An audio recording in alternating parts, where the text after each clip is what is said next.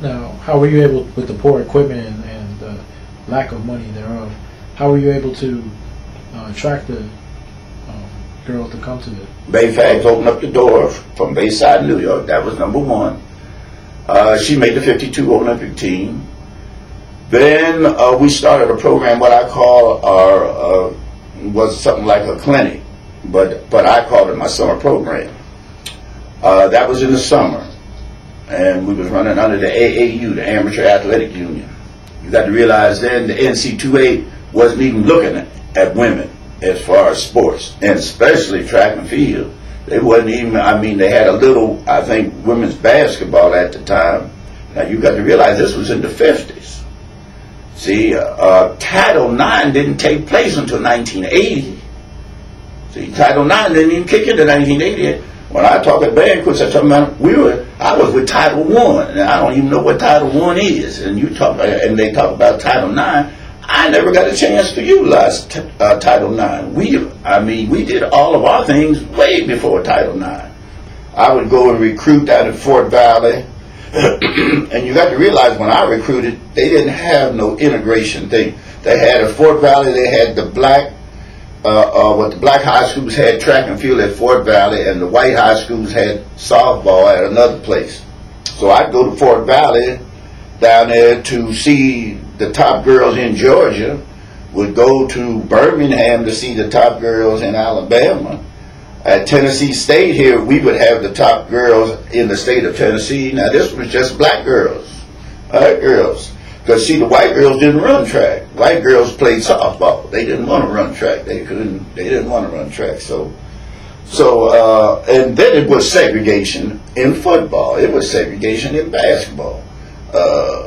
With the national basketball high school championship, blacks was played right there at Pearl at one time, and then in Keene Hall here at Tennessee State for a long time. They bring teams out of Chicago, all different places, black high schools to play. Well, I mean, as I said before, you didn't have anything else. You didn't have anything else. So these were girls that I brought to my summer program. Every one of them girls that you named spent 3 summers with me in my summer program.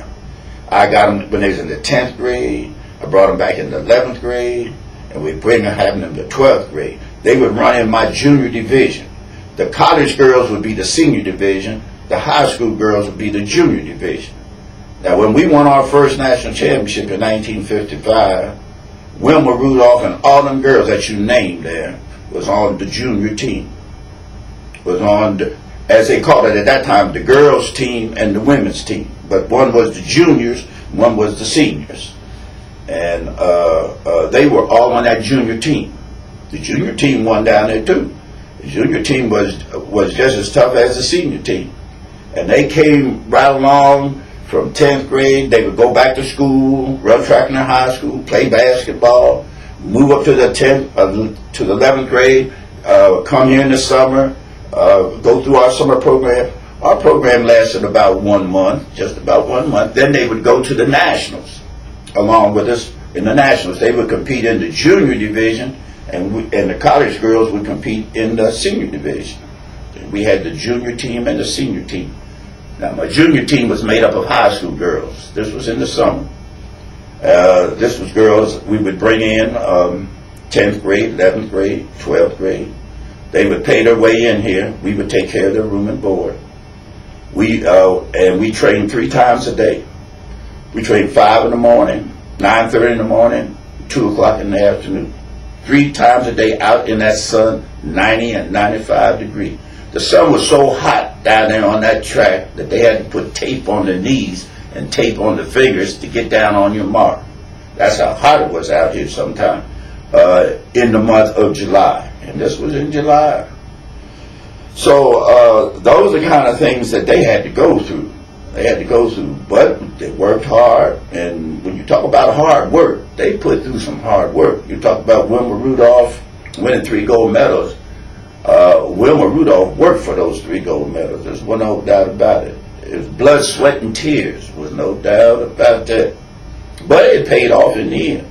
paid off. Yeah, and when you look back, it did pay off. But at the time, we didn't know it was going to pay off.